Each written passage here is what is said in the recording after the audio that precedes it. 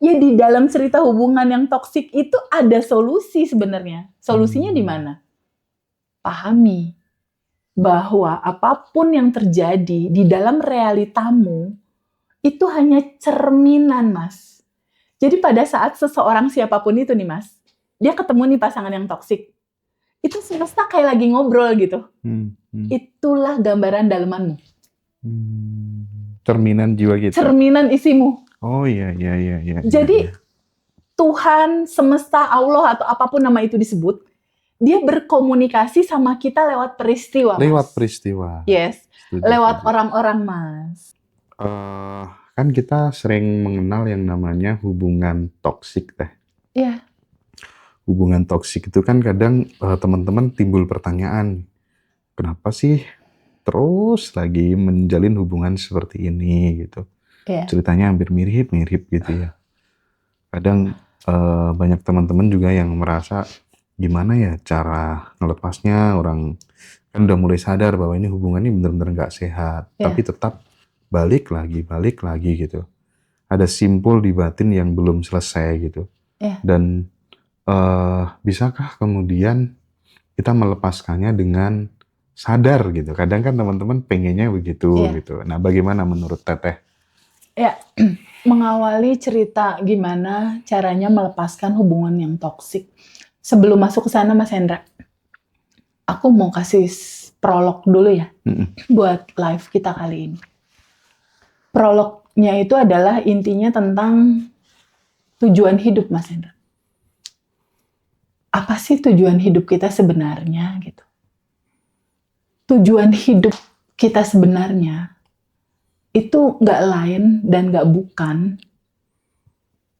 untuk bisa kita terbuka dan mengenali kepada kesejatian kita yang sudah tanpa batas dan berkelimpahan. Jadi sebenarnya siapapun kita nih yang berjalan di dalam kehidupan ini, mereka tuh akan selalu mencari tujuan hidupnya mereka. Padahal tujuan hidup yang mereka cari itu ada di dalam. Itu keywordnya, Mas. Itu ada di dalam. Jadi tujuan hidup yang sebenar-benarnya adalah kamu kembali ke kesejatian kamu. Kamu pulang balik lagi ke asalnya kamu. Yang sudah bahagia, tanpa batas, dan berkelimpahan. Yang sebetulnya itu udah ada dan tersedia. Nah itu sama kita semua tuh nggak pernah disadari, Mas. Bahwa tujuan hidup kita itu untuk kembali ke tanpa batasnya kita gitu. Untuk kembali pulang ke kebahagiaannya kita gitu. Untuk kembali balik ke kebebasannya kita dari belenggu kekhawatiran, belenggu ketakutan, belenggu kesedihan, belenggu kecemasan. Nah, pulang balik ke rasa awalnya kita tentang kelimpahan, tentang kebahagiaan, tentang ketenangan, itulah tujuan hidup. Dan goals paling besar, Mas, di dalam kehidupan kita, itu adalah rasa plong, bebas dari kemelekatan, dari rasa benci, dari trauma menahun. Jadi kebebasan itu, ketenangan itu, dan kebahagiaan itu, itulah goals manifestasi terbesar di dalam kehidupan ini. Karena punya apapun kalau nggak punya itu buat apa? Iya. Kita pengen apapun nih, misalnya Mas Hendra atau teman-teman nih di live TikTok sekarang, pengen punya mobil BMW, ujung-ujungnya nyari apa sih? Bahagia kan? Bener nggak? Pengen punya rumah, ujung-ujungnya apa? Ujung-ujungnya ini semua tentang rasa, Mas. Bukan tentang materi, tentang rasa. Tentang rasa plong, tentang rasa tenang, tentang rasa bahagia, tentang rasa yang kamu rasakan dan kamu bawa selalu gitu. Jadi di sini aku dan Mas Hendra ingin sekali mengatakan ke teman-teman semua, yuk ingat tujuan hidup kita yuk. Bahwa utamanya tujuan hidup kita adalah kamu sadar bahwa sejatinya kamu tuh udah bahagia dan berkelimpahan. Kesadaran untuk balik ke awal cerita kamu itu loh tujuannya hidup ini.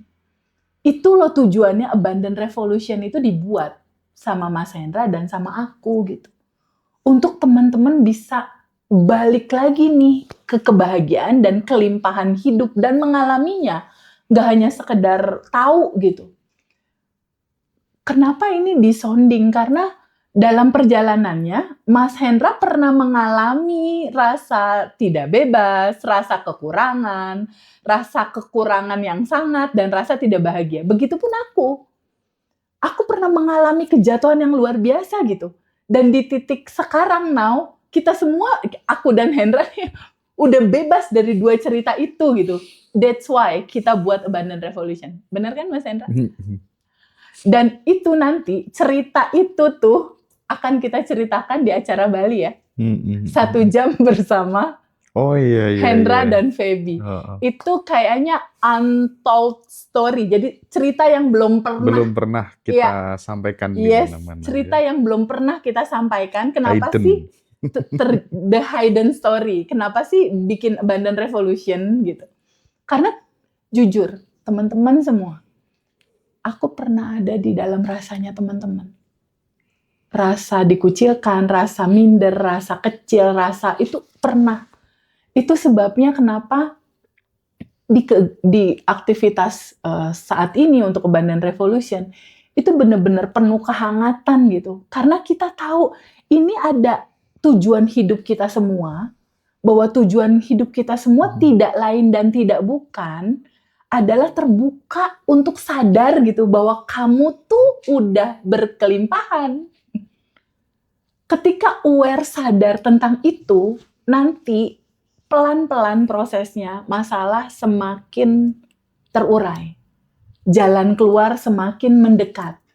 Karena sebenarnya Mas, ketika seseorang itu ada masalah, kalau di dalam Quran itu dikatakan, bersama-sama kesulitan ada kemudahan. Bersama-sama loh Mas. Include. Yes.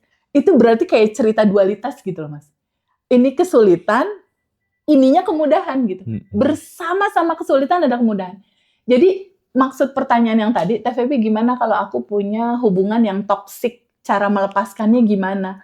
Ya di dalam cerita hubungan yang toksik itu ada solusi sebenarnya. Solusinya di mana? Pahami bahwa apapun yang terjadi di dalam realitamu itu hanya cerminan, Mas. Jadi pada saat seseorang siapapun itu nih, Mas, dia ketemu nih pasangan yang toksik, itu semesta kayak lagi ngobrol gitu. Itulah gambaran dalemanmu. Cerminan jiwa kita. Cerminan isimu. Oh iya. Jadi Tuhan, semesta, Allah atau apapun nama itu disebut, dia berkomunikasi sama kita lewat peristiwa. Lewat peristiwa. Yes. Lewat orang-orang, Mas. Iya. Lewat kondisi, lewat situasi. Komunikasinya berupa apa? Berupa rasa. Ketika kamu ketemu seseorang, pasangan atau apapun itu, merasakan ada situasi hubungan yang toksik, kan ada rasanya tuh. Bener nggak? Ada rasa nggak nyaman misal, ada rasa sedih misal, atau ada rasa ketakutan misal. Nah, rasa yang muncul, yang men-trigger rasa hati kita, itulah pesannya. Tuhan atau semesta berkomunikasi sama kita kan lewat peristiwa. Kan ada pesannya tuh di dalam komunikasi itu. Pesannya yang kamu rasain ketika kamu berhubungan sama seseorang ini apa? Kecewa, sedih. Artinya pesannya kecewa, sedih itu masih nyumbat di daleman kamu di sini. Biar izinkan dia diterima, izinkan dia larut terurai kayak yang tanpa batas. Itu pesannya. Oke, mungkin ya, kalau sebenarnya kan diskusi tentang hal ini kan udah sering kita ulangi bolak-balik ya. Mungkin gini aja deh. Apa sih peristiwa terakhir gitu yang bikin Teteh tuh ke-trigger gitu ya. Marah gitu ya, dan mungkin nggak bisa dijelaskan secara spesifik, nggak apa-apa. Tapi gimana caranya Teteh untuk membiarkannya larut terurai dengan sendirinya dan tidak menjadi sesuatu yang berulang-ulang terus, itu gimana? Coba dipraktekin gitu gimana? Iya, gini ada Mas. Kebetulan pasangan aku tuh suka naik mobil ngebut F1 gitu. Aku tipe yang kalau naik mobil menikmati gitu. Jadi pada saat aku waktu itu bersama pasangan jalan nih, kita keluar kota, dia ngebut, itu kan ada rasa nggak nyaman gitu. Ada rasa yang betul-betul sangat nggak nyaman dengan momentum itu. Aku tipe orang yang nggak mau berantem, Mas. Nggak mau berantem. Jadi pada saat di momen mobil itu kenceng dan aku nggak nyaman, rumusannya cuma ada tiga sisi nih, Mas. Pertama, sadari. Jadi di momen yang bersamaan saat itu, aku tuh, ya Allah nih aku nggak nyaman nih, gitu. Sadari ada rasa apa yang muncul. Karena rasa ini tuh cuma mau lewat, Mas, sebetulnya. Jangan ditolak, jangan didorong, jangan juga kamu abaikan untuk, udahlah gitu, jangan. Karena dia pasti looping. Jadi di momen itu aku nggak nyaman, satu, sadari. Aku nggak nyaman nih, gitu. Satu, sadari. Kedua, boleh nggak aku mengizinkan menerimanya? Bolehkah aku mengizinkan menerimanya? Nah, di titik aku sadar ada rasa yang nggak nyaman, di situ aku bilang, welcome rasa yang nggak nyaman ini, gitu, Mas. Itu di momen yang on proses tuh, kalau aku. Jadi aku diem dulu tuh 5 menit, aku diem. Setelah aku izinkan terima, tuh rasa nggak nyamannya pelan-pelan, biasanya aku pakai sadar nafas syukur sih. Jadi tarik nafas, lalu hembuskan. Tarik nafas, hembuskan. Setelah itu, aku izinkan rasa ini terurai ke yang tanpa batas. Rasakan penuh dulu, rasakan total, baru izinkan dia terurai. Dan kuncinya tuh di kesadaran bahwa, oke, ini juga cinta, ini juga cerita dualitas, ini juga cerita hukum keseimbangan gitu. Jadi di momen itu aku menyadari suamiku tuh baik banget, tapi kan ada hukum keseimbangannya. Ada sisi ininya juga, kan ada gelap, ada terang. Mas Hendra bisa nggak milih? Misalnya Feby, aku mau siang aja terang, aku nggak mau malam gelap, bisa nggak? Nggak bisa. Jadi teman-teman semua, kehidupan ini itu selalu akan punya cerita satu paket. Kita jangan menganaktirikan yang satu gitu.